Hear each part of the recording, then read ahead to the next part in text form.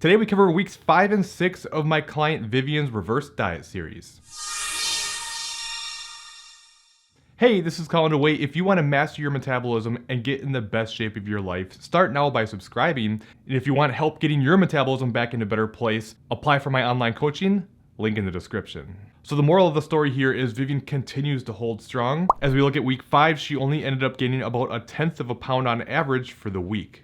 Her feedback for the week was pretty good. There wasn't a whole lot to talk about. She said that she accidentally did 40 minutes instead of 45. Obviously not a big deal. But I think my favorite feedback was she said her activity was probably up because she said she was doing a lot of dancing, especially as she took breaks from her desk in between bites of eating ice cream. Which obviously this made me laugh, but it also really made me smile too, because if you've been following along for a long time and you were here from the beginning of her initial reverse diet series, you know that her relationship with food was not great. She struggled with looking at foods as good or bad and just binge eating and a lot of struggles with that. And she even mentioned that she was really happy about things because she knew in the beginning there was no way she could be so lighthearted when it came to food. And honestly, this is the most overlooked part of reverse dieting. By far, it's not even close. Yes, it's great to build your metabolism and set yourself up for success and all that, but if you have a really terrible relationship with food, if you struggle with the on-again, off-again approach, it's way more important to strengthen your relationship with food, with body image, the scale, and all that type of stuff, because if you don't change what's up here,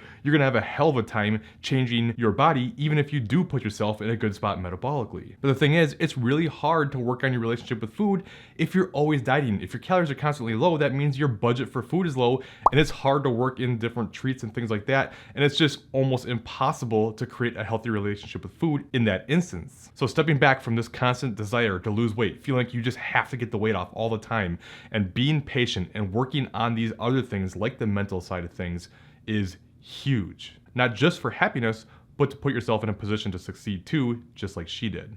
Anyway, with weight staying stable, I increased her target carbs by 10 and her fat by 2, which is a 58 calorie increase, while reducing her cardio down to 30 minutes for the week, and her daily step target to 3,000. Which, if you remember, this is where she wanted to get those targets to maintain moving forward, so it's pretty awesome that we were able to get it this early, not to mention while staying so steady. Vivyen mentioned in her check-in that she had a couple days at the end of the week with much saltier meals, so she said that probably skewed her weight and her measurements. So when I saw that, I expected to see a jump on the scale for the week. But when I opened her sheet, she actually saw a drop in the scale of 0.38 pounds for the week. So one thing you always have to remember is we don't look at daily weights, we look at the weekly average. This is because your weight can fluctuate on a daily basis up to several pounds even, and it has almost nothing to do with body fat. It's gonna be mostly water weight. It's gonna be things like hormones and sleep and stress and digestion and training inflammation and sodium intake, how much food is still digesting in your system when you wake up, how many fluids you drank, on and on and on. So by taking a weekly average instead of looking at daily,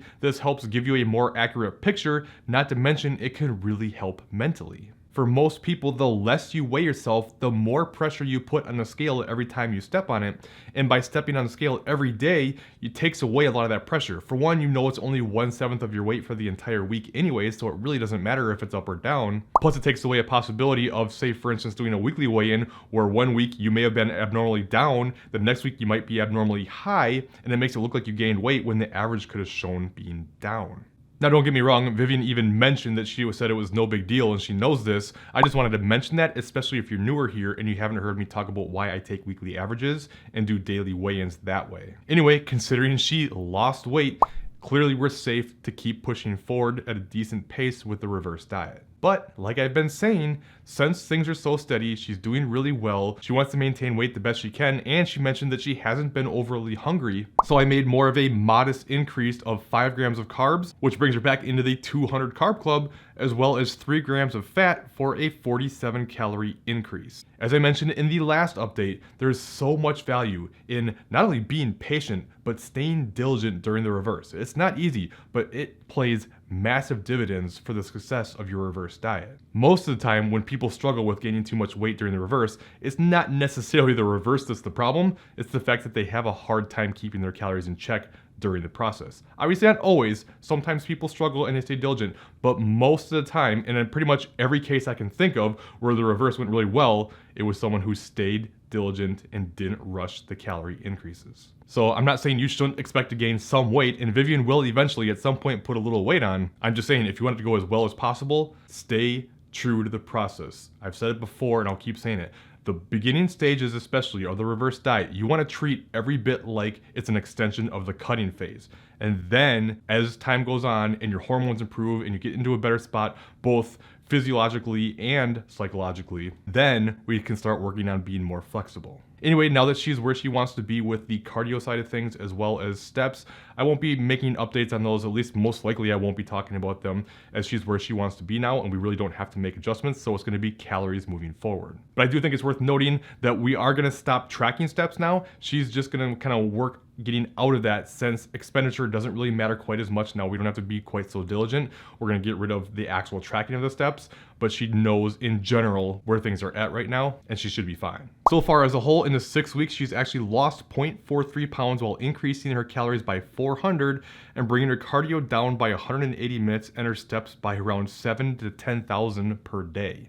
And as long as she keeps adhering as well as she is, I don't see why this shouldn't keep going well for quite a while here. Obviously, if things kind of get out of hand, we'll pull back, but her calories are already in a good place. She's already at 15 times body weight, which is fantastic. But I really think we're gonna be able to keep going for quite a while here. At least I'm hoping so anyways. But regardless, neither one of us could be happier with the way things are going. Now, if you want help with your own reverse diet to improve your metabolism and more than anything, probably get out of your own head, you can apply for my online coaching. I have a link down in the description that will take you there. And what I'll do is take that application and shoot a video going over it, giving you all the details of what I'm thinking. So if you do that and you don't see an email from me, make sure you check your spam because sometimes they go in there. If you have any questions, please let me know in the comments and I'll see you next time.